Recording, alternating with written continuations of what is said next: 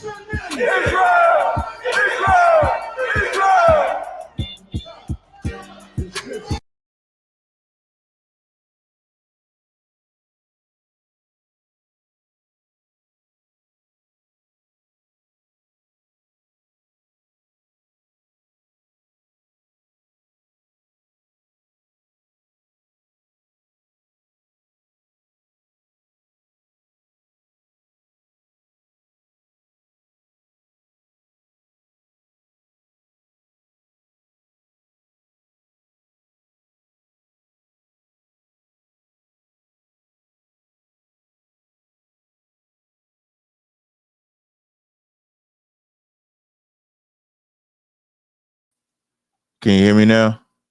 There we go. Okay. You can unmute too, Chris, at any time. I was muted, so I gotta rewind myself back on YouTube. Let me pin the link on YouTube in the Clubhouse chat just in case anybody wanna watch it live. We are streaming this on YouTube as well. Give me 1 second just to get that video. So I can got on Clubhouse too, Yeah, you said I'm on Clubhouse as well, Strap. Yep. You got it on there? Okay, I'm gonna share the room too. Yeah, yep, it's on Clubhouse as well. I'm gonna pin it to the link so it could be at the top as well. Let me do this real fast. There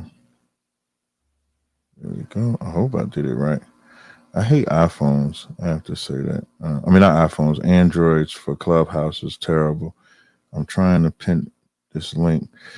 Hey, who's that on the stage? No, that's not him. Okay. Just bear with me 1 second, y'all. I'm going to figure this out on Clubhouse. Hold on. Dawada, you there? I'm going to make you a moderator. Can you pin the YouTube link at the top for me? I don't know why. Yeah, I don't know why it's not letting me pin this link. Oh wait, I think I got it now. Hold on. I think I got it. Okay, I think I just added it. Okay, so if anybody wants to watch the interview now on YouTube, you can actually watch it on YouTube. So I met this brother. This is the brother Chris Harris. Of course, I know him as an NFL player. I knew his track record from there. But I actually dialogued with him on Instagram first. I believe that's where we dialogue first, right, Strap? Yeah. So I dialogue with him, and you never know. I always say like this, like you always got to be mindful how you conduct yourself as an Israelite, because you never know who's watching you. You never know who's watching you, who's listening to you, who could be checking you out, who could be wondering what you're doing. And so for a brother like Strap to even know who I am, sometimes it'd be like, okay, how did he even, find me or anything like that? So when I saw him, I'm like, oh, what's up, man? Okay. And when I see brothers in his position be Israelites in a world where you wouldn't think they would be, you would be like, it would be more so seem like you would want to be like everybody else, to conform to the world, so to speak.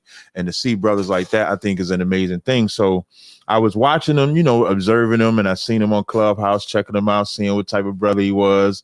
And so when I started the podcast, Chris, you was the first brother I thought about.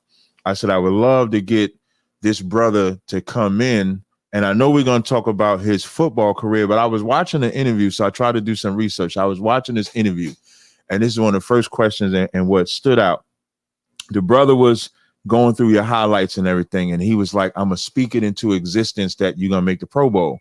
And your response, I thought, was amazing, because you said, I'm not really super concerned about the Pro Bowl. I'm more so concerned about these kids. And you started going into the things that you're doing for the kids. And that's what we need. We need pillars to be established in our communities that can not just give us a way out economically, but also can show us what we can do spiritually. And right. So I was extremely proud to hear a brother like yourself say that. So before we get into it, Chris, if you want to go ahead and just introduce yourself and let the audience know who you are. Hey, I'm Chris Harris Jr., 33. I'm from Tulsa, Oklahoma. I played in the league 12 years. Graduated, got my bachelor's degree. Wait, hold on one second, Chris. They're saying they don't hear you on Clubhouse. Can you hear me? No, let me see if I can fix that. Hey, Dawada, do y'all hear me on Clubhouse?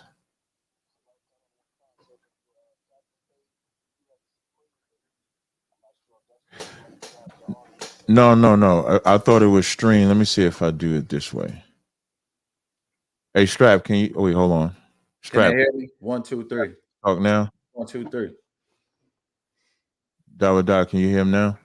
Testing 1, 2, 3. Testing 1, 2, 3. Let me see. Okay, so hold on one second, Strap. So now I'm using StreamYard, so I just assumed that they would just hear it through StreamYard. Because they hear them fine on the YouTube. I don't know why. Do me a favor then, Dawada. Can you just stream this through? Do you have the ability to do that? Wow.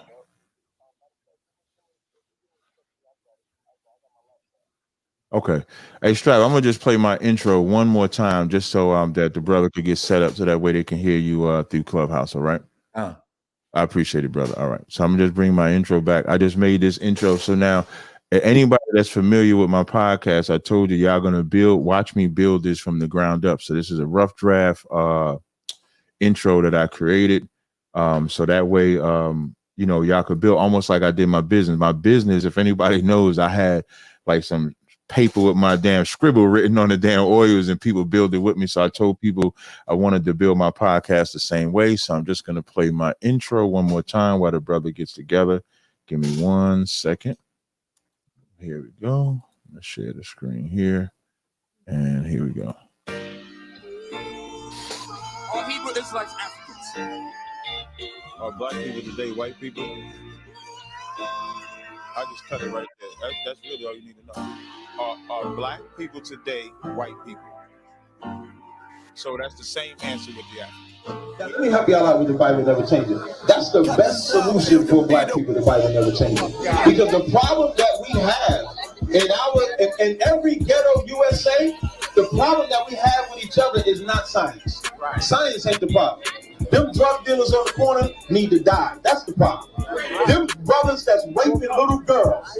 Them brothers that's turning our men homosexual. That's the problem. And the Bible said don't be a homosexual. The Bible said thou shalt not murder. The Bible said thou shalt not steal. The Bible said thou shalt not murder. The Bible said thou shalt not have no other God. And you see how they want to turn the mic on when I start talking about laws.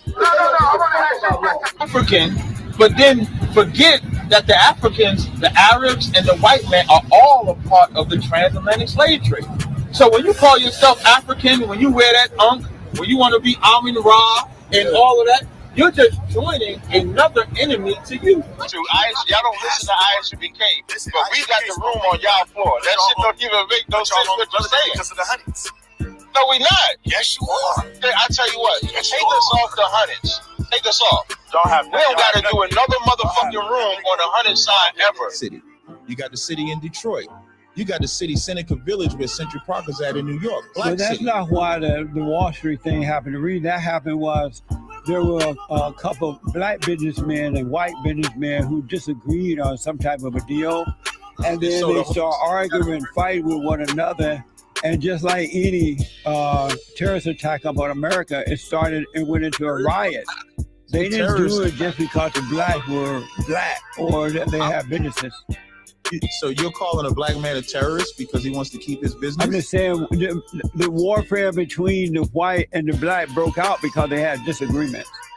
But if you say America is so great and the white man is so great, why would we be labeled as terrorists? With that, men of Israel, I imagine Imam Shabbat, I imagine Barack.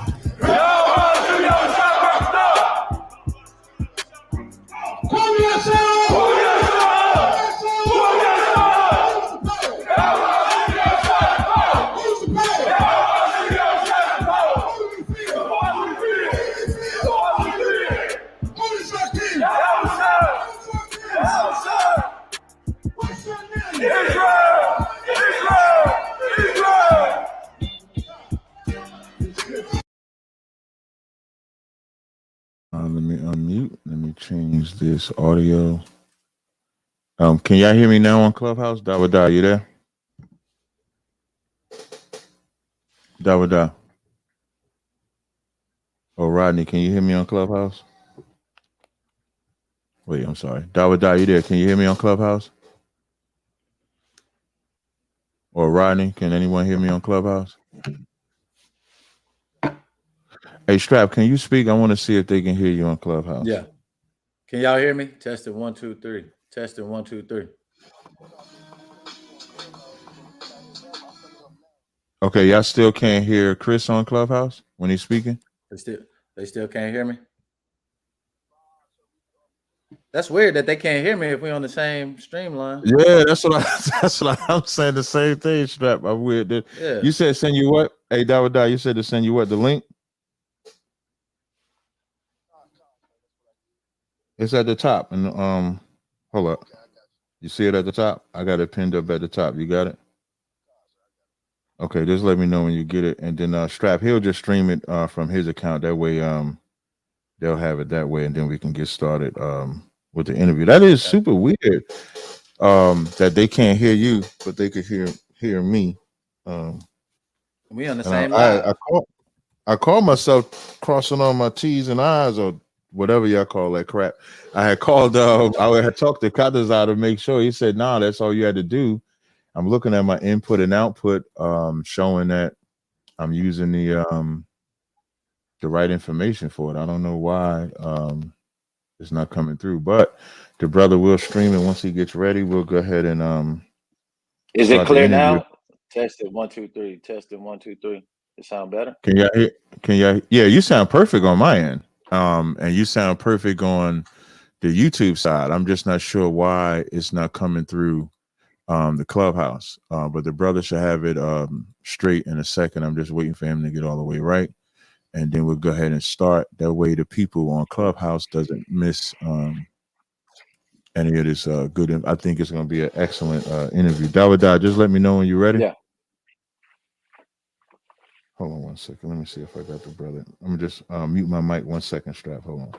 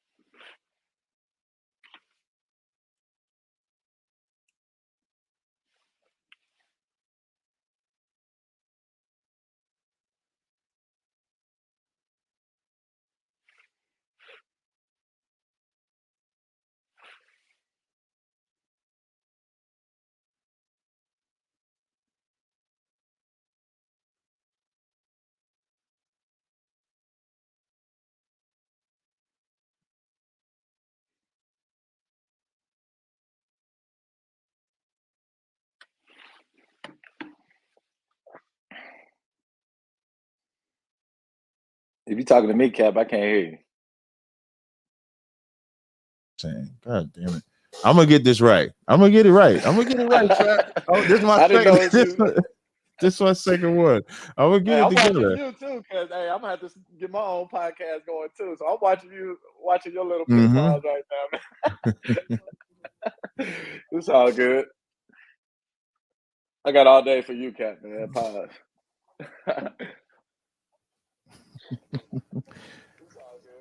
No problem. I feel like I'm getting some.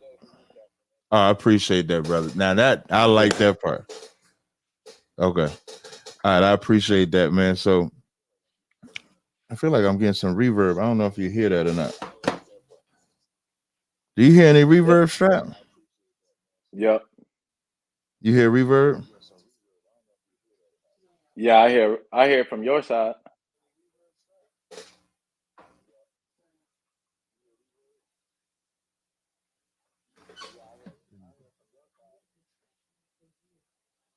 Okay, you can go get it. They won't see you. Yeah, they won't see you. I'm sorry. I was talking to my wife. I'm sorry. Oh yeah, I know how that go. Okay. Yeah, I turned off the echo cancellation, so it shouldn't be echoing. Yeah, you hear the echo, right? Let's see if I leave.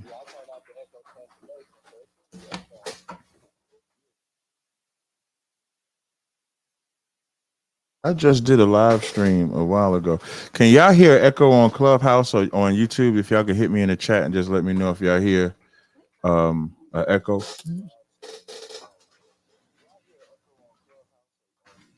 So you going double right there, Cap? You said I'm doing what? It's going double for you. It's echoing.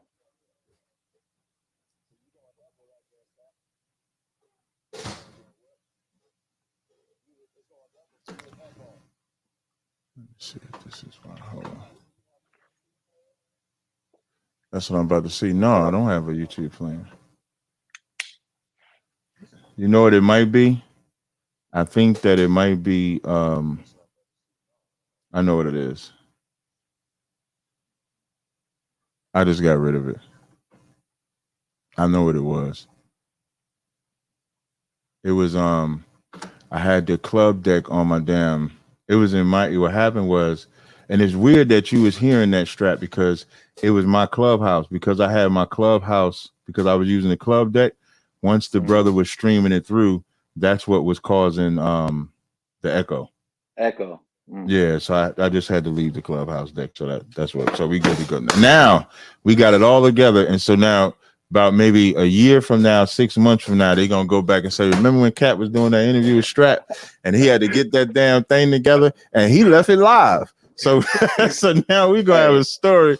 And listen, Strap must got a lot of love for me because he was extremely patient while I'm working through these damn technical difficulties. So definitely appreciate it. So once again, for the third time, we got my brother Strap Harris here. Definitely a decorated brother from an NFL perspective. But the scriptures do say that the angels rejoice when a brother or sister comes into the truth. And I think that's more decorated.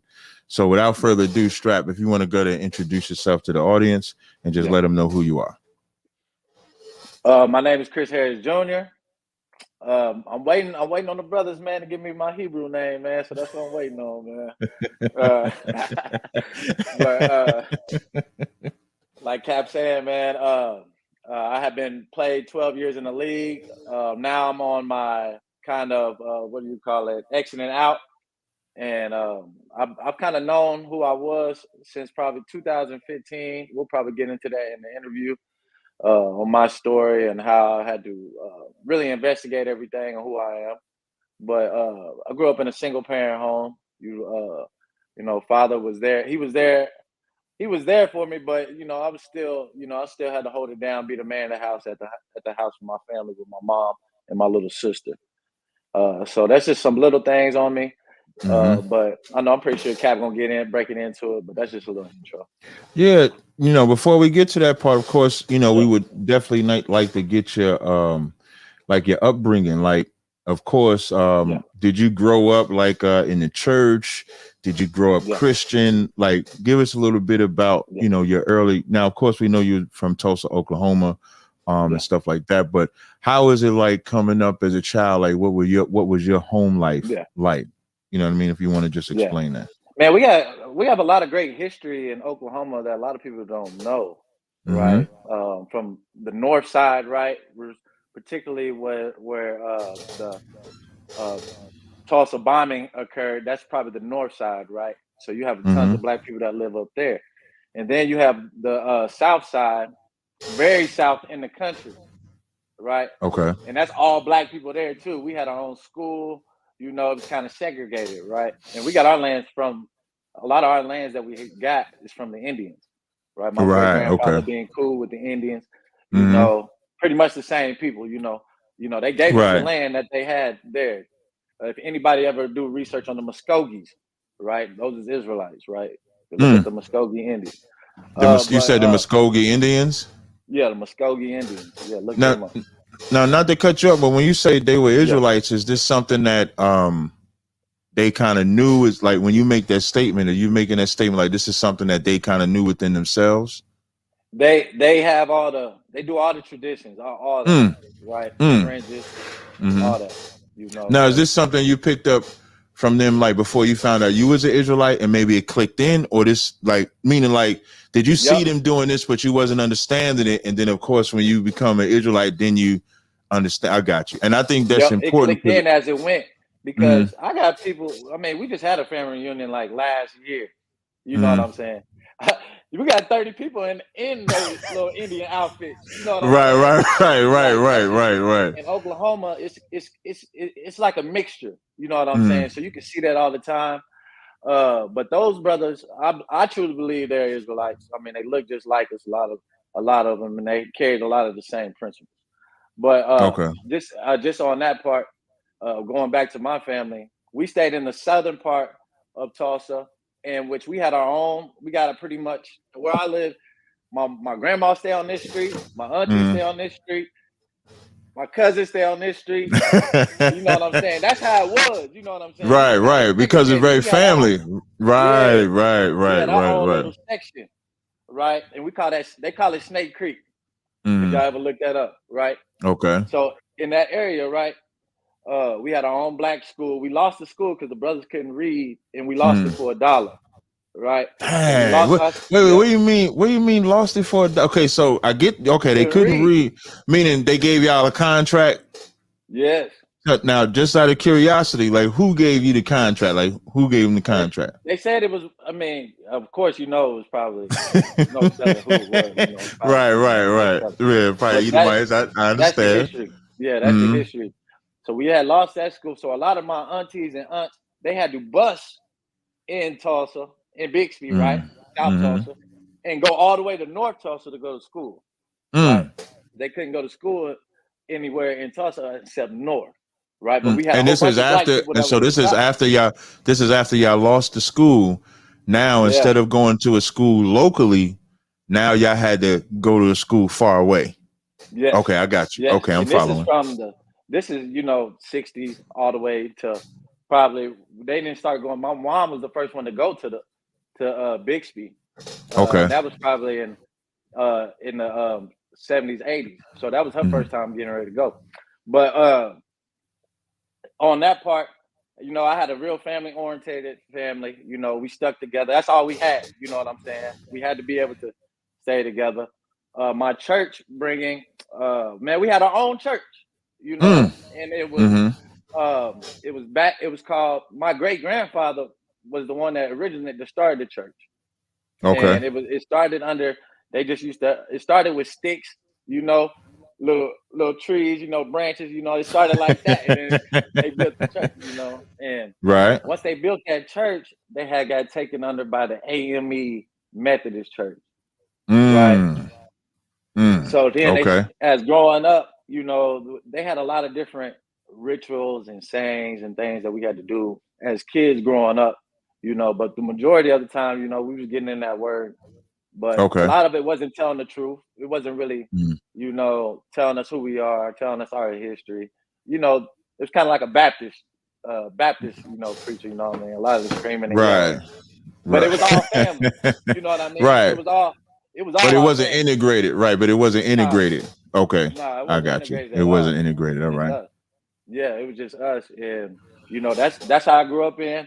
And now I'm trying to get them out that AME, because they did bamboozle me. I got to keep it 100. I said, coming in the league, you don't really know what's going on, Cat. Right, I don't right, really know right. the law, statutes, and commandments like that. Right. You know what I mean? Right. I'm still paying tithes. You know what I mean? Right. Sooner or later, I I don't even got know you. what they do with the church. You know what I mean? So they got me on that. But it's just a learning process of how everything works, and growing up in that church, and kind of give me the outlook of, our people would do so much better if we wasn't under this AME church, this AME Right. organization. Got So you. I that got just you. gave me a lot of realization what's going on in this world.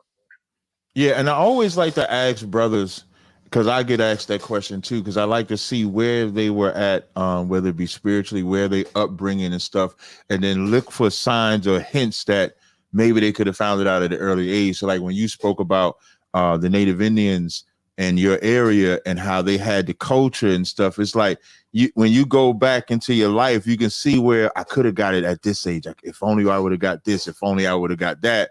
And then it could have, got you into the truth earlier. Because I know I didn't want to wait. I came into the truth at 31 or 32, something like that. And so I didn't want to come in at that age. I wish I could have came in earlier. And I remember for me, my father used to ask questions that if I would have paid attention to those questions back then, I probably could have, but I didn't. So when you, as you coming up, now we'll get into a little bit of the sports. In high school, I think you played basketball and football, right? Yeah. So you was like that's what they call like a two-way sport player is what you had, right? So is that something that is the athleticism? Is that something that was in your family, or is that something that you kind of picked up on yourself? Yeah. Oh yeah. It runs in our family. I had been traveling the world since probably the age of 5. AAU basketball, traveling all the way around the world. From a young age. Then playing football. Once I got to my senior year, coach was like, "Hey, Chris, you better at football. You might as well stick with football." So right, I was like, I'm going to go ahead and take that ticket. Right. Like having them instincts. Yeah, but it was weird though, Cat, because I'm in the situation that I have been in. I've never been. They never gave me anything. Right. Okay. I had no offers until after the basketball season of my senior year, which by then you're already signed. A normal senior is already right. The signed. normal seniors know where they going. They just playing it out, wait for graduation, and right. Me, so you didn't have that. I always had to depend on the Most High because Most I didn't have High no offer. Right, nobody gave me nothing, so I had to go take it. So I had one offer from Kansas. They came and seen me at basketball practice, and I was killing them at practice. So then right. So that's really how, that's how I got my first offer, man. It wasn't even them coming to watch For me the play football. and that's from the college, right? Yeah. Damn. And so when I was reading, I didn't read that part, but I read how you had to do your pro day at your college to kind of show improve. Because I want to say you either went undrafted or you wasn't drafted. They had you ranked as like the 30. And most people would kind of be offended, but I noticed athletically, a lot of the people that become like great in their sport are not always the high drafts. So I look at yourself, I look at Terrell Davis, I look at the Bradys, you look at the Montana, you look at all of these players that become great. My man, what's the brother, the linebacker from the Pittsburgh Steelers? Marvin, is it Harrison? I forget the brother's first. Yeah, James Harrison. I remember watching the interview.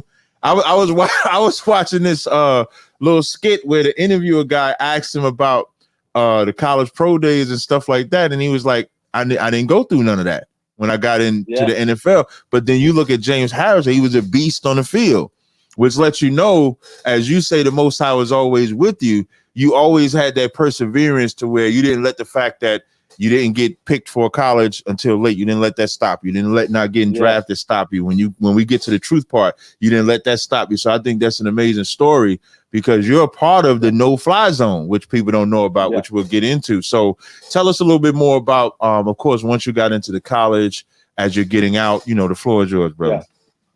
Oh yeah. So like I was saying, I had to depend on the Most High because I'm killing cats that's got offers to OU, got offers to Tennessee, to Texas.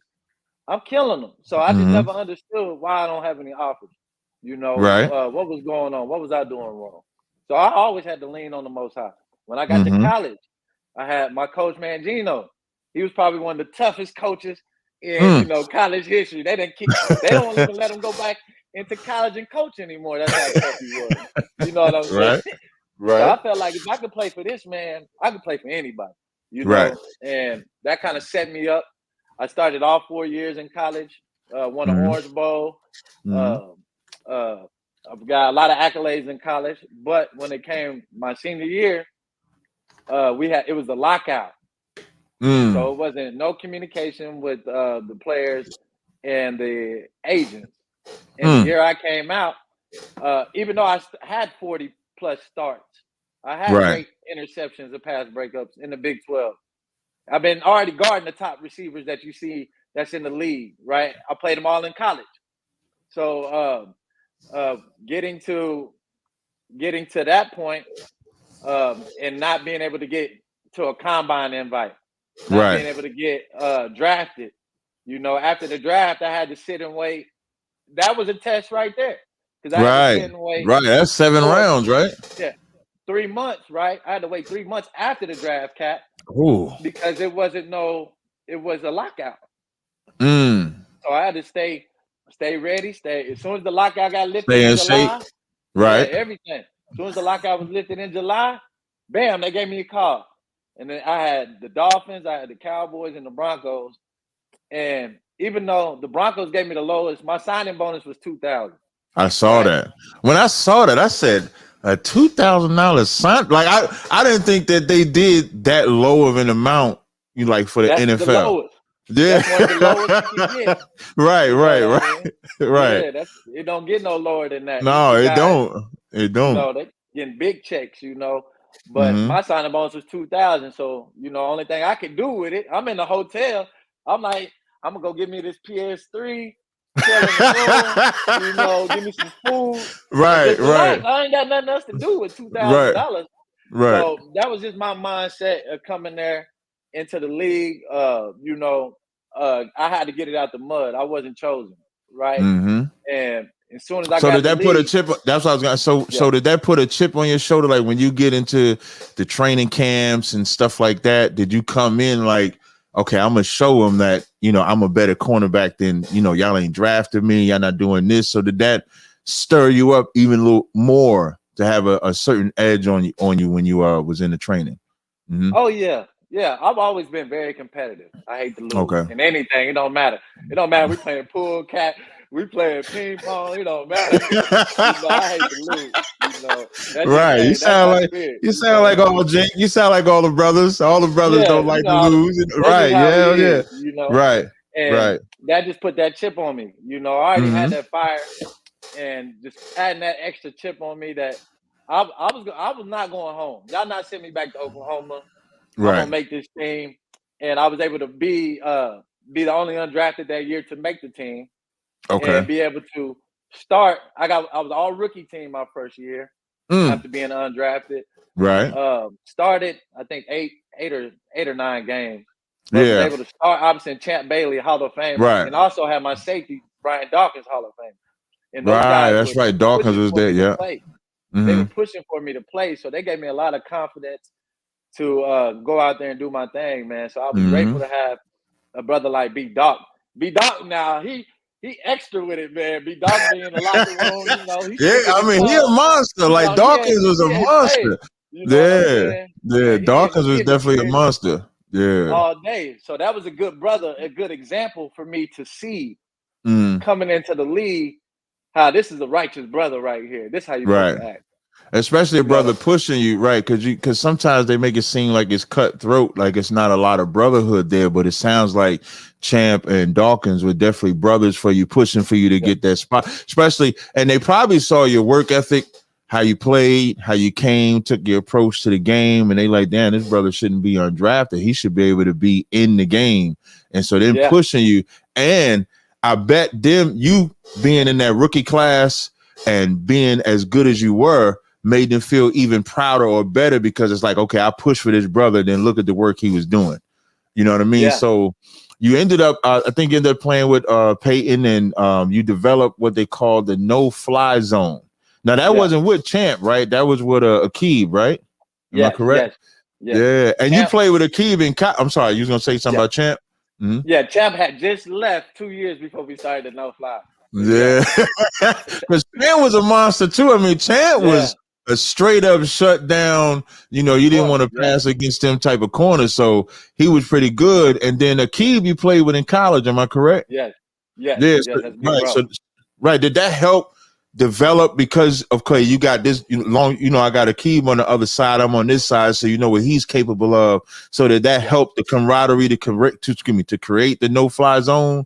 And for those that don't know, the no-fly zone meant don't pass it in this area, because we're going to either pick it off, deflect it, drop it down. I think at some point you had a consistency of nobody being able to score a touchdown on you, on your side. I mean, when they say no-fly zone, I remember you had the no-fly zone, and I think Darrelle Revis for the Jets had the Revis Island, and that kind of took a little bit more spotlight, but y'all had it whole shut down across the board. Seattle. Right, and the Legion of Boom was Seattle. Yeah. And so y'all was a part of that class where it was like Denver, Seattle, and the Jets. You didn't really want to play, throwing the ball and stuff like that. So, I mean, you was really, really successful when it came to the NFL. And for those that may want to know, like, what is your status with the NFL? Do you still play? Or are you trying to still play? Like, where are you at with that? Oh, man, right now, I'm kind of in that exiting phase. I've already played, 12 years. Right. And if I do play, as if I got to really want to play, you know what I mean? Right. No, I feel you. Now, I'm enjoying this free time, this leisure. I haven't had time to just sit down and really just stuff my head in these books 24/7. Okay. You know what I mean? Right. Sit down and play with my kids and go to every practice, go to every, take them, play with my kids, take them to dinner, have a daddy lunch day. You know what I'm saying? Right. I haven't had that real leisure time after 12 years. So now I'm enjoying this time. I'm enjoying being able to meet the brotherhood, meet the brothers. Because me, I'm kind of always kept to myself, you know what I mean? I always had a radar. Like an introvert. Light. Yeah, I always had lights on me too, Cap. So I always had to, walk in a straight line. You know what I'm saying? Mm-hmm. I can't be out here acting a fool. Right. You know what I'm saying? Right. I just think right now I'm just resting, man. So where during your playing time. So we got your background coming up in the church. You playing the football. So at what was your eye-opening part as far as being an Israelite? Like, where did you start getting into that phase in your life? If you can explain that to the people. Man, we had won the Super Bowl. Really, it started in the locker room. We got a player named Jamal Charles. Okay. Right? Yeah, I know it. And Jamal Charles, running back. The running back, Jamal running Charles. back. Okay, yep, got you. Okay. And one day he was like, "Man, y'all know everybody in this Bible is black, right?" He just, you just have a locker room talk. We playing dominoes, you know what I'm saying? Right. Just talking, salute Jamal Charles. And then after that, I was like, man, I had to start thinking in my head, like I had to start researching this a lot more because what he's telling me, it's hard for me to refute what he's saying. Right? Now, did you ask him what made him say that? Because so y'all playing dominoes, playing cards, and then is it just something out of the blue, or was it something I think it was just something we were just talking. I think we was talking about religions and stuff. Because Khalid, he's a Muslim, he's in Islam, so we always going back and forth. Like clashing, got you.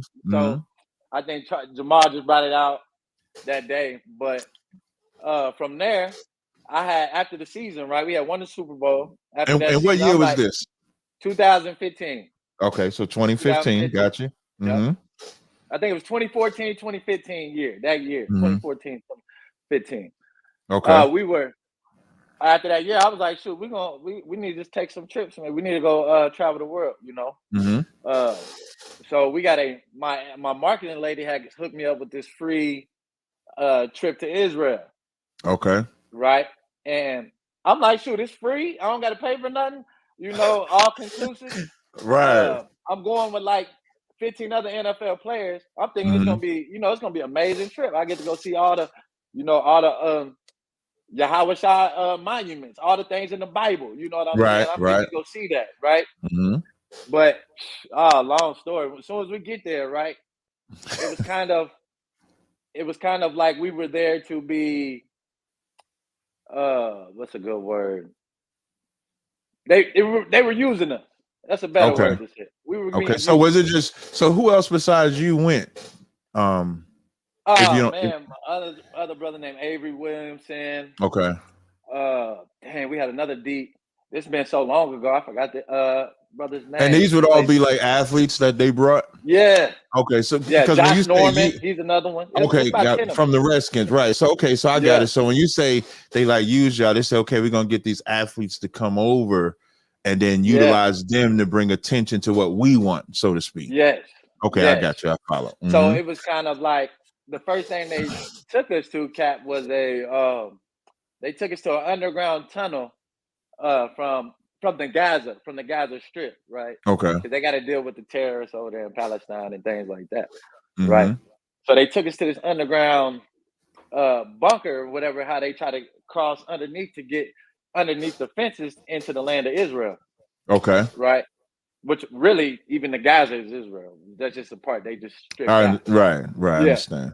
But they made that, so they took us there, right? And the first thing, they put us on the mic and they was like, look how terrified this is. Look how bad this is, that these people are trying to go underneath this, go underneath these tunnels to be able to come and bomb us, right? Right. And we didn't know what was going on. I was wet behind the ears at this time. I didn't know this is the issue over here with Israel and Palestine. Right. I'm oblivious to the situation. You know what I'm saying? So I'm over there like, yeah, man, this is bad. They need a little bit more protection, things like this, and they need some help. And then they posted it like on their website, right? Mm-hmm. Man, them Palestinians must have fired me up so far. I had about 50 to 100 messages from the Palestinians after I did that interview. Right, Cap? So I learned. Hey, wait, what was they saying? What was they saying? What was they talking about? They're using you. They're killing us. You don't know what you're doing and things like that. We hate you now because you're doing this. You're on the wrong side. They was going off on me. So I'm like, man, wow. I got put in a situation that I didn't even know what was going on. Right. So now it's interesting that you say that, because it almost sounds like, okay, so you got these people that get you over there to use you, And then now the Muslims, they're telling you that they're using it, but it sounds like they want to use you too. So they want you to have the sympathy for them and say, and maybe retract what you did and then be pro them. That's what it sounds like, being used from both sides almost. Yeah. You know what I mean? Yeah. Mm-hmm. That's exactly that's exactly what they wanted. They wanted me to retract everything Mm-hmm. and, you know, recount all my statements, which I pretty much did because I didn't know what was going on. So I apologize to those people. You know what I mean? I didn't know what was going on, you know, or what was the real situation. Right. So I got a real high level Jewish experience. That's what I would call it. We went to barely. I've been to Israel multiple times, but this is my first trip. Okay. My first trip, right? That was going on. We was with them, right? So we were on their type of journey, and we didn't really go on any Christian sites or anything like that. Mainly, it was just more about learning more about their history. You know, right? How they do Shabbat. You know, they took us to a mansion in Jerusalem, 4-story mansion. Right. I'm like, man, that's how we supposed to be living. Big body, 4-story, you know what I mean? Right. Houses out there. Y'all don't understand the houses they got out there, right? How they live. Right. So we in a house, the dude is the guy that he's the one that creates the diamond points. Right. He's the one that makes the judge, like he grades them. Right. So good. So nice. we had did that. Oh, you was getting access. You was getting access. Yeah, you was getting access. I went on the highest trip level you could see, Cat. I went in the next day. One of the days they took us to go see Benjamin Netanyahu. Is that his name? The prime minister. Right. Said that I'll talk with him. Right. And another day they had it was crazy because it was a black man, right?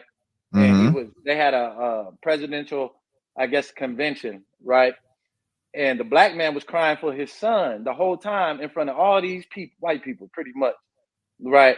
That his son had got kidnapped, and he needed them. He was crying to them to get his son back. But it was just crazy, everything that we witnessed, you know, during that whole trip. And then that's why I had to go back another time, and just so I can get the real trip and the real experience of it. But that's just a little bit of that, Cat. I could tell you more, but that's just a little bit of it. And so so where do you come into where you feel you're the people that researching? I'm asking them 1,000 questions, Cat. Who's the 12 tribes of Israel? They can't tell me anything. So now, but before you get to that, right, as you asking them the questions, are you asking them questions because you starting to feel like you're the people of the book and they're not, and so that's what's making you ask those questions? Because I noticed you say we're the 12 tribes and they can't answer. So how does that make you feel as you get your awakening, especially with them not being able to answer the questions that you ask? And you can go into detail with the questions that you're asking as well. Man, it was, I'm asking them where are the 12 tribes at? Where are they scattered at? They just looking at me like I'm crazy. Like, you don't know that's you? You know what I mean? Like, right. The whole time. And I mean, everything. We asking them questions like, how do y'all know all this information on Christ, but y'all don't believe in him? Like that was, I could never understood that the whole trip, right? They breaking down all this history on Christ. They know he's a real man, but they don't believe in him. So that whole thing right there was just, confusing. But mainly it was the questions that I was asking is mainly to where are the other tribes? What tribe are you in? And every person there would say they are from Judah. That's what every person. They always right. They were from a different tribe other than Judah. So that's the only answers that I got. I usually hear Judah or I hear Levi. They say Levi. We would say Levi. So those are only two. I never hear like Ephraim or Gad or Naphtali. I don't never hear none of them. So now you come back from that trip, and I know you said you was reading. Like, was you watching anybody? Was you taking any type of classes? Because I see you have your fringes and stuff like that. So like, what made you go to that level? And at the same time, you're still playing football. because this is 2015. So what was it like as you get this awakening? You're still in the football world. You're listening. Like, who were you listening to? What was you observing? If you can go into that as well. Oh man, I was listening to Pastor Darby. Okay. I was listening to ISUPK, y'all. Mm-hmm. I was listening to even IUIC. I was listening to all y'all brothers, man. Everybody. Okay. Mm-hmm. Sakari, Deacon Sakari. Mm-hmm. You know, y'all just killing people online, right? But me, I had to be, just, you know, I had to move discreetly, a little different, and everything right? That I'm, you know what I mean. Just be able to have my job, still be able to support my family, and be able to take care of them while we in this captivity. But also be able to teach our brothers in the locker room, teach them, you know, the education of what they need to know who they are, so they don't come out here and act like a fool. Right. But, so how did you balance that? So, because I know, so I remember, like, cause I worked in the corporate world, and I remember they saw like videos of me, and I was talking about this last night. So they playing the videos for the owner of the company. Now, fortunately, the Lord was on my side, and the owner said, well, you don't act like that here. So it never really became an issue. So as you coming in here and you say, you know, you don't want the powers that be to know, you know, you're an Israelite, jeopardize your family, but then you're also teaching the brothers in the locker room. So how was you teaching? Or what was your approach to the people in the locker room? Like, explain that part. Mm-hmm. Oh man, you know, we got a lot of young brothers coming to the league. You know, they're coming in around 21, 22. Right. So they don't really know what's going on in the world. You know, I've already touched a couple millions for these brothers that they ain't touched it, so they don't know how to run a business, how to get the LLC, how do you coordinate your nonprofit, what investments do you need to make, what investments do you not need to make right now because you're a young player, right? So they asking me everything, you know, Cap. I was just a big brother for these kids. At any moment that I could help them, you know, brothers call me, you know, want to go through the Bible. We go through the Bible. You know, you just got to be discreet. Brother asked me a question on something, on this. What you think on this? Move them to the side. We go over here. You know, talk to them privately. You know what I mean? Right. Okay. And, you just got to know how to move smart. And I was at a level to where, you know, I wasn't coming out too disrespectful, but I was still being respectful to the word. I was like riding that line. You know what I'm saying, Cat? To where I do. Where they want to get rid of you, but like they can't get rid of you because you that nice. You know what I mean? I know how that relates, because if I wasn't good at the networking and stuff, I'm pretty sure they were like, well, we like you, but you know, you're gonna have to go for the things you're saying. So now you being in the position that you are, they're like, okay, we can't do nothing with him because he's nice with it. Because how do you replace the value that you have? And so and that works in your favor. So you and being as good field, Cat, off the field. Go ahead, explain that. I've been going and feeding the homeless, are trotting down kids, the kids with no parents, widows, since 2011. And that part I wanted to get into too, because I've mentioned this off air and on air.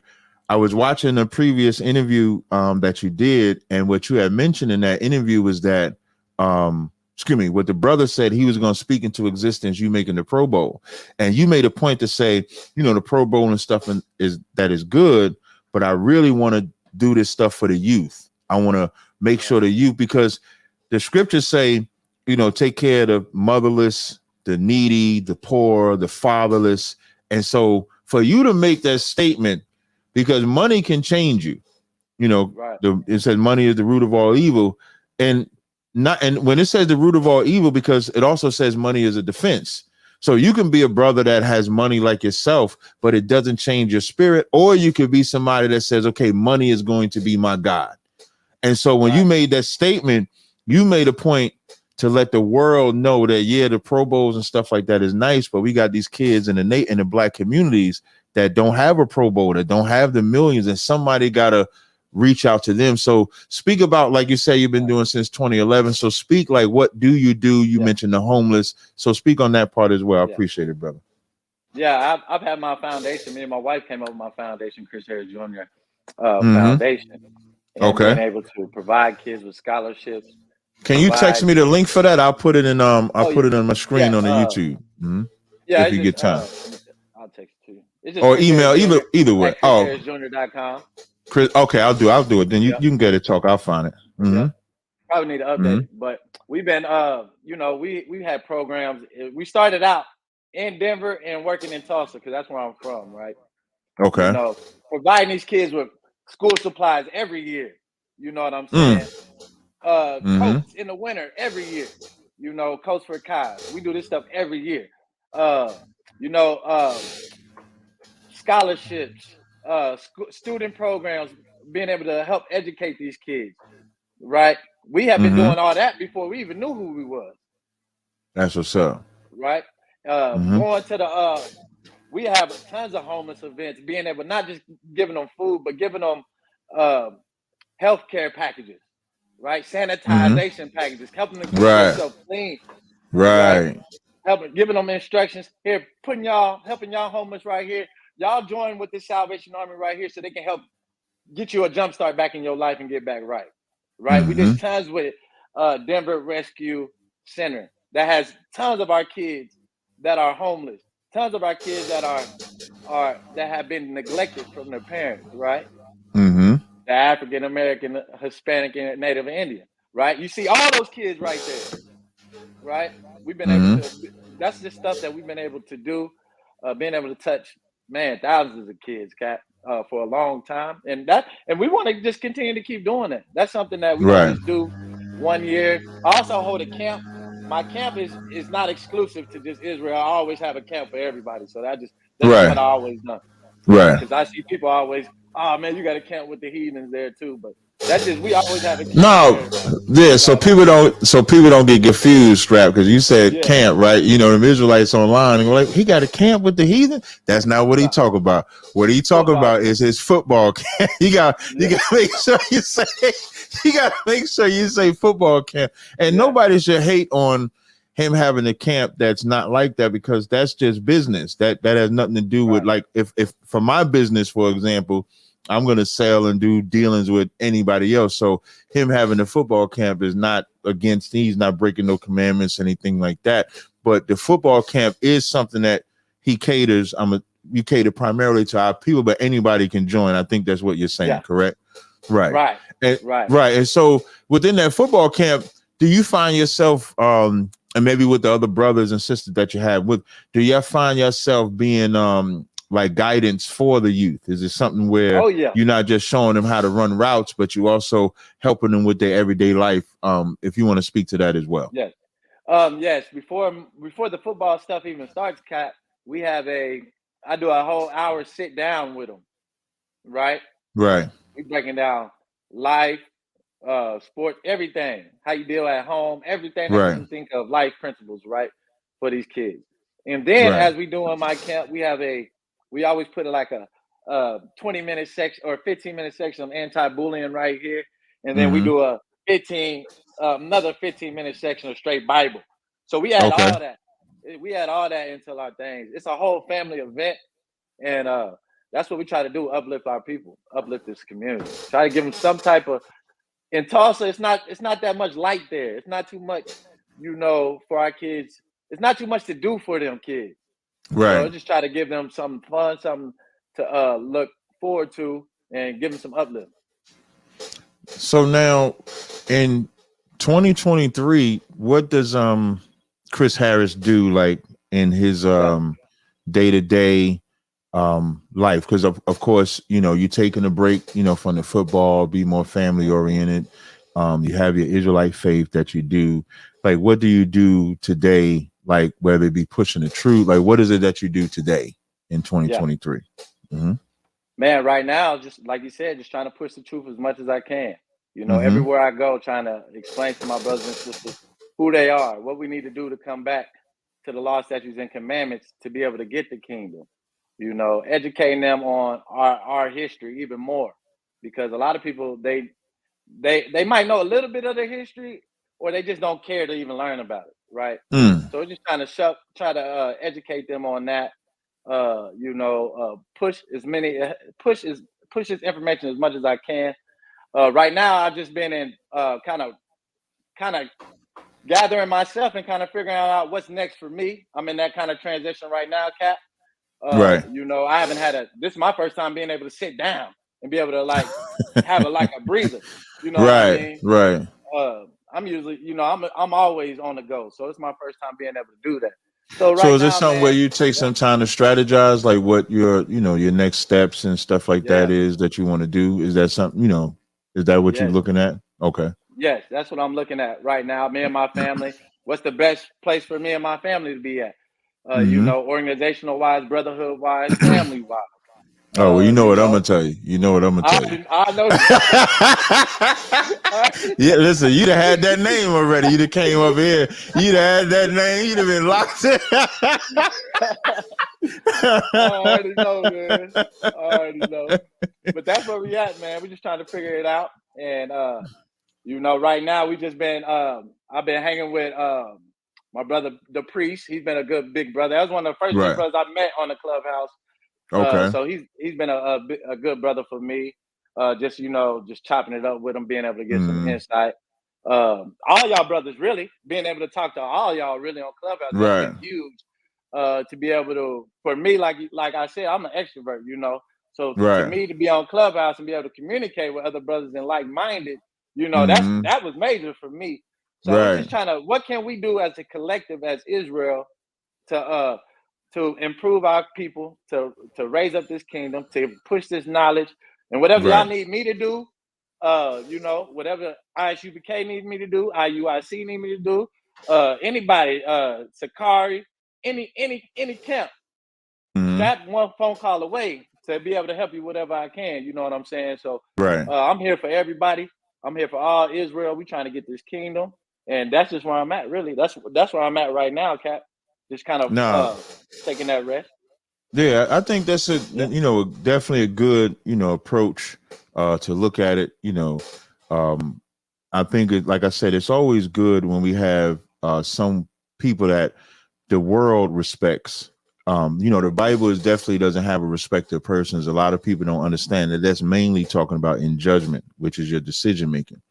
When we see celebrities, athletes, and stuff like that take to this truth, people jump out the window and want them to be one way, or want to force them into a certain position, or stranglehold them or lock them in, when we should treat them just like every other brother, every other sister that comes in here. Let them, you know, be able to learn, let them be able to understand, let them be able to see whatever lane they can get in. And then once they find that lane, then you zero in and then just be just that. But until then, let them brothers come in and learn like, you know, anybody else should learn. I definitely appreciate you coming on. I told you I was only going to keep you for an hour because I know you have a busy schedule. I greatly appreciate you joining. I didn't know if there's anything else that you wanted to say or add, you know, as we close out this interview. Sure, we can. Anybody got questions? We could take about 20 minutes. Anybody got questions? Oh, okay, no sweat. That's So cool if anybody, no, it's definitely cool with me. If anybody on Clubhouse, if y'all want to unmute, and or if anybody on YouTube, if y'all have any questions that y'all want to type in the chat, if y'all got any questions, y'all could definitely type them in, and I would definitely ask Chris the questions that y'all have. So we'll take a question or two. I don't know if so because they're streaming it on YouTube, I may have to mute the brother that's on there, hear the question, and then just repeat it. So give me 1 second, Chris. I'm gonna unmute myself. Come in live. Hey, does anybody have a question on Clubhouse for Chris while we have him here? Y'all could just let me know. Does anybody? What's your question?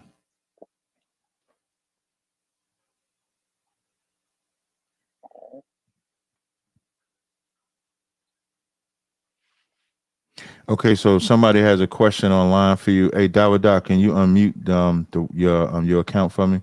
Somebody has a question for you, Chris. They said, how did you get involved with the their words Hebrew Israelite movement? That was their question. Right. Just really starting to meet brothers. Started watching, like I told Cap, I had went on that trip. After that, I just started really watching y'all brothers, really start digging in the word myself. But I hadn't had time to really be able to join a brotherhood. right? Okay. Get that close knit family. And now I'm finally at the page where I'm getting more settled down. I'm out here in Dallas, so now I'm gonna be investigating and being able to look to see what I want to do with that next chapter in my life. But I'm all the way in with Israel though, regardless Got on you. who I'm with. Yeah, I'm gonna be in Dallas. I think sometime in June. So I'll let you know when I'm down there. Oh yeah. Yeah, another brother, I posted it on YouTube on the screen. It says, how many other brothers in sports are quietly Israelites? That's his question. Ooh, that's a good question. That's a good question. Right. Man, what I got a real idea of it when that COVID vaccine hit. Right. Mhm. We got to see who was gonna really go through the fire and not take that Right. shot in the league. Mhm. Right? Because what people don't know is they had it was a lot of pressure on us to take that shot in the league. Right? Right. A lot of our Mhm. jobs was on the line. Right? And a couple of us on each team didn't take that shot. Okay. Right? So that was just a sign of me just seeing who's the ones that's gonna who really locked in on this. You know what I'm saying? That was just my perspective on it. I wasn't gonna take it. I wasn't gonna take nothing. So that was just my perspective on it. I think probably, man, it's probably about 10%. Probably no. 10%. Mm-hmm. They know, and they not gonna say nothing. They not gonna maybe because they haven't been built up. Right. Right. And they don't.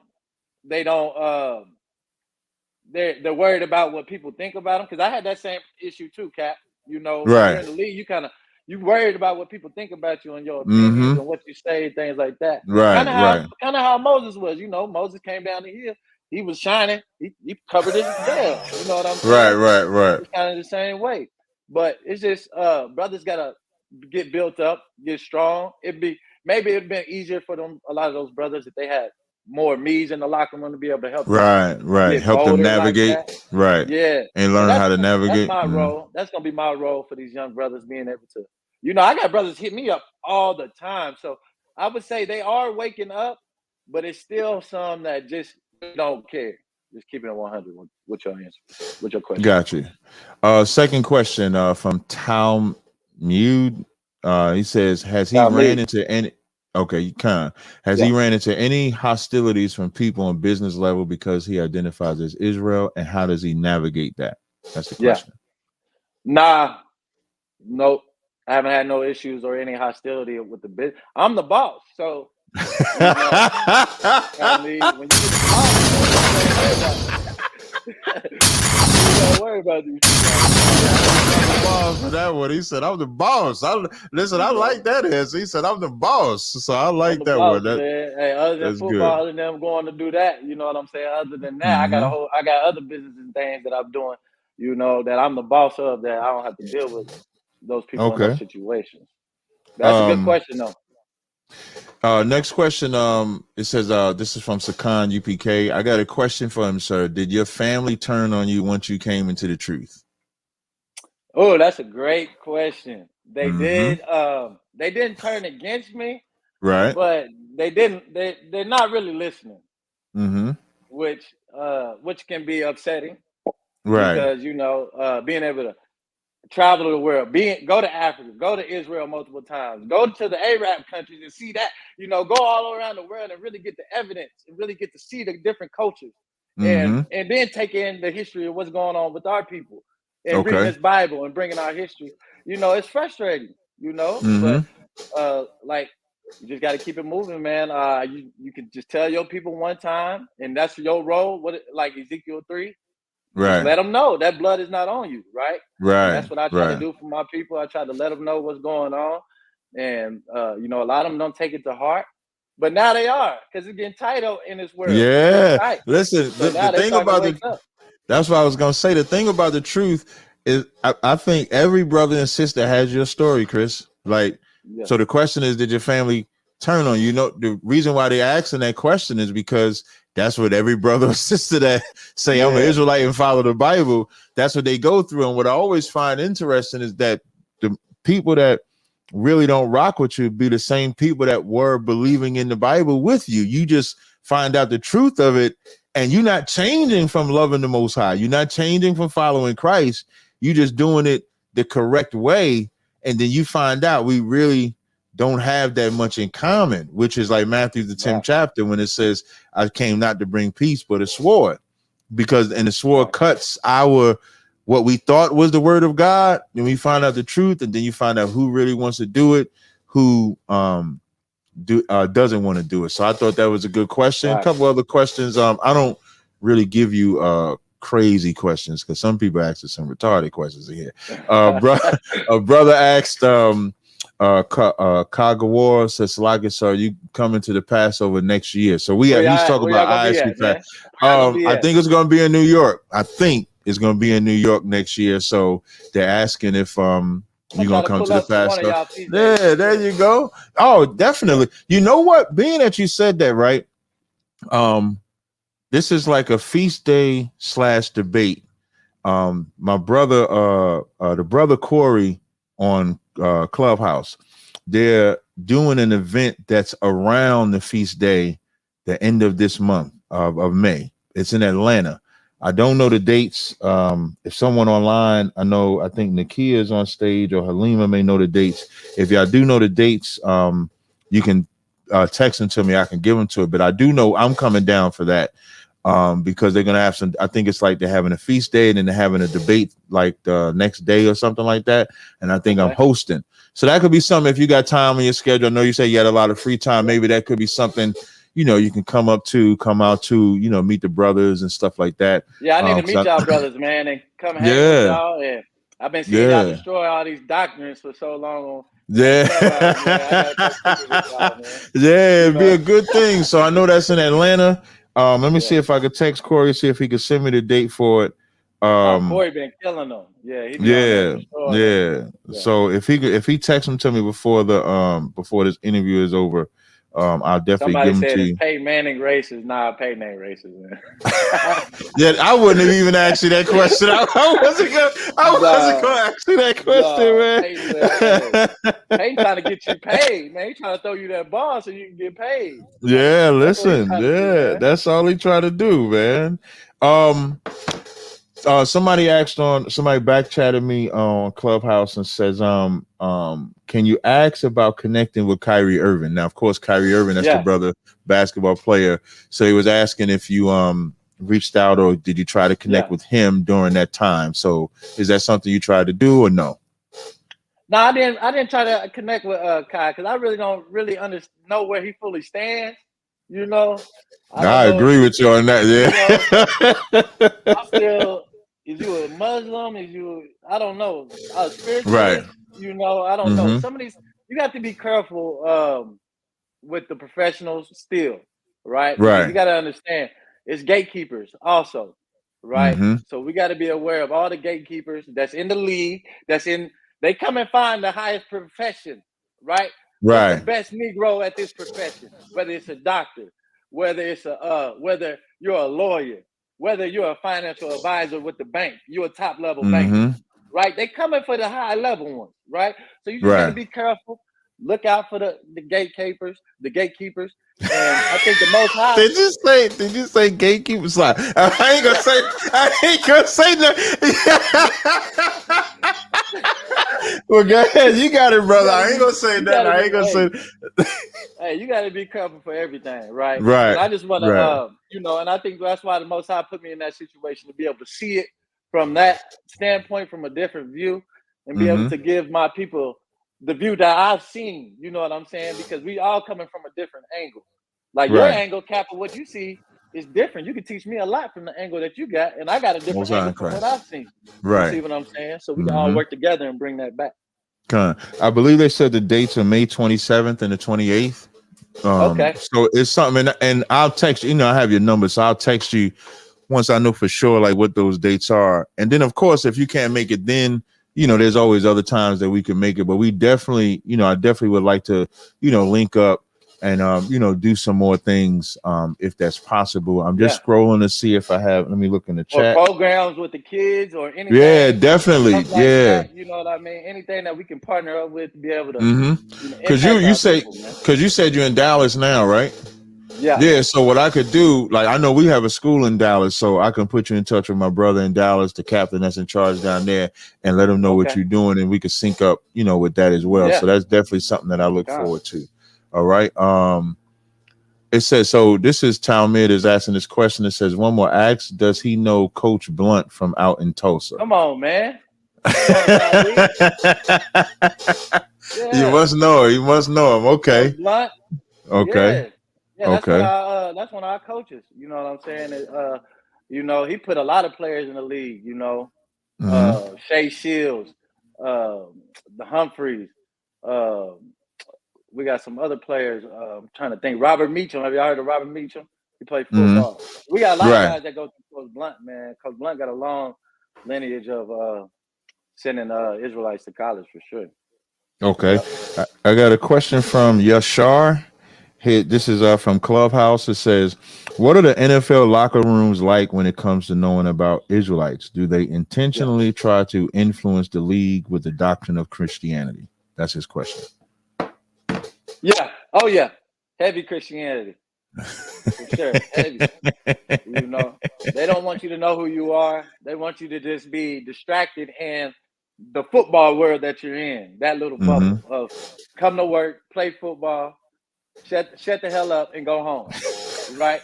That's really what they want from you. Right? And you got to be able to, the things that's happening, all the stuff that's going on in the world, it kind of forced these people to start having these conversations. Right.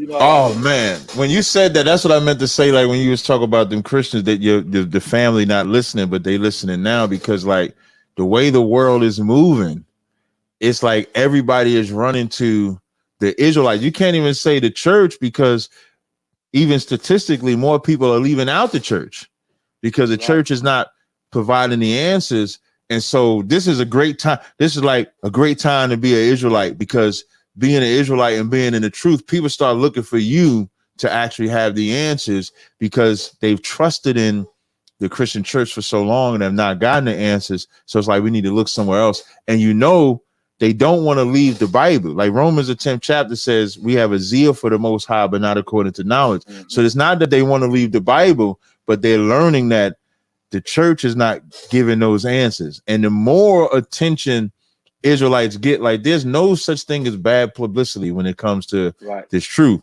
Because even if it's like, let's say if it's something horrible happens in what they say an Israelite did, that's going to make people come and say, well, what are these Israelites about? What are they talking about? And then when they find the Israelites that make sense, then they start learning, oh, I never looked at the Bible that way. I never looked at God that way. I never looked at the children of Israel that way. And then it helps push the truth further. Because if we didn't push it, maybe Jamal Charles don't come in the room and say, y'all know we Israelites. Maybe he doesn't make that statement. Oh, excuse me. Maybe, he didn't say Israelite.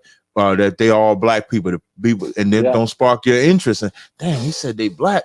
What does that mean? Let me look into that. So by any pretense or any way that the truth can be pushed, I think it should be pushed that way. So I just wanted to chime that in. So I think that was all the questions, Strap. We can always wait. So you got another one from Ariel the Seer. It says, and I don't know if you answered this or whatever. Are the other NFL players from Tulsa Israelites, or have they spoken to them about it? Oh, man, we got a couple from Tulsa. Josh Jacobs, Tyler Lockett. Tyler Lockett knows he's an Israelite. Okay. That's the wide receiver, right? From the Seahawks? Yeah. Gotcha. Yeah, okay. He knows. He played his game, he do what he gotta do. Right. Another young brother that we had was Josh Jacobs from Tulsa. And he's a young brother that just came in the league. And he's still a little enjoying the league, Right. Enjoying the league, the benefits. That's the running back. Right now. Is that the Yeah, running back you talking about? Okay, for the Raiders, right? That's my little bro. Yeah, that's okay. The Yeah, little bro yeah, right there. yeah. I like Josh Jacobs. Help He helped out, me win. man. He helped me win a fantasy league. I think like 2 years ago or something like that. Yes, I know Josh. Yeah, well, I know. Yeah, he got out the mud, man. His people, you know, he living in the cars. You know, he got it out the mud. So that's a little brother right there. But it's some more people waking up, and like Cap said, as this world keep turning up, where they gonna go? Where they gonna go? They gonna be looking for the answers, and you better be ready to give that answer. So that's how we look at it. All right. Well, I appreciate you coming out, Strap. I didn't know if you had anything you wanted to say in closing. Again, you are always welcome guests anytime you want to come back. You know, hopefully we can link up in person. I'm definitely gonna get you in touch with the brother in my school down there in Dallas. So is there anything you have in closing that you want to bring out? I just want to say appreciate you, Cap, for the interview, and appreciate y'all brothers and sisters of Israel.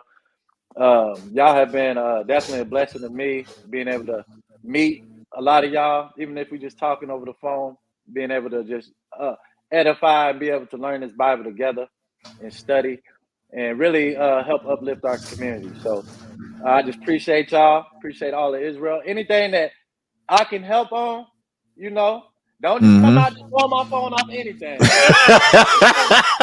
Yeah, I need you to do this. I need you to do that. Like, be serious, be professional. My family can be my family every day. I got to deal with them.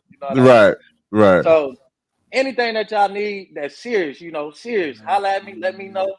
I'm here to help as much as I can, put my brick in as much as I can. And that's know, we really don't. It ain't nothing stopping us. That's all I'm saying. Well, I appreciate it. Well, we definitely appreciate you having us, man. We're gonna go ahead and close out. This has been Captain Tazaryach Podcast, episode 2, with my brother Chris Strap Harris. I normally just say Strap. I'm just saying his whole name so y'all can make sure y'all know who I'm talking about. Until next time, Israel, we'll catch y'all later. I'm just gonna close out with my video, and then we'll see y'all next time. All right. Let me get over here real fast.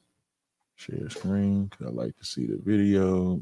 Boop, boop, and here we go. All Hebrew Israelites Africans. Are black people today white people? I just cut it right there. That's really all you need to know. Are black people today white people? So that's the same answer with the African. Now, let me help y'all out with the Bible never changes. That's the best solution for black people, the Bible never changes. Because the problem that we have in every ghetto USA, the problem that we have with each other is not science.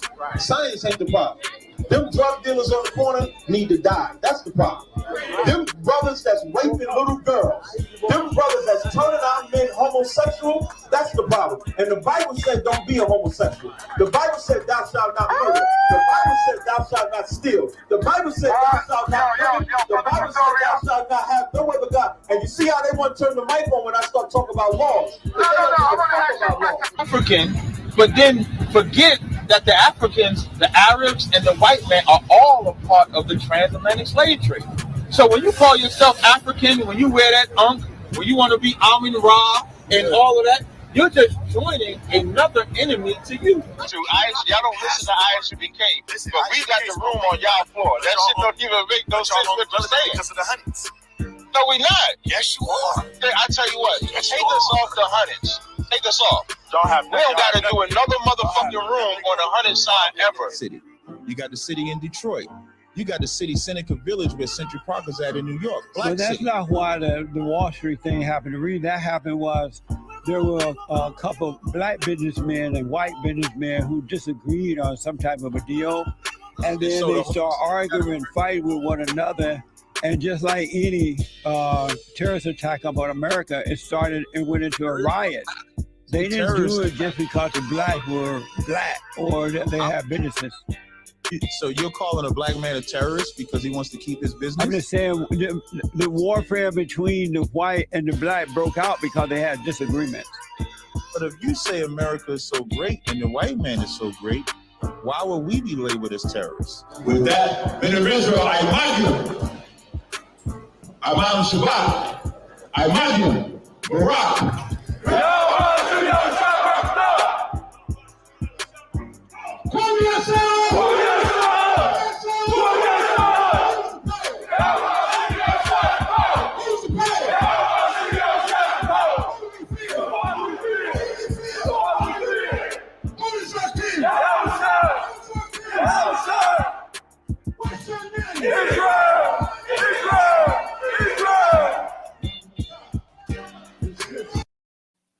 All right, until next time, y'all. We'll see y'all later. Appreciate y'all rocking with us. Shalom.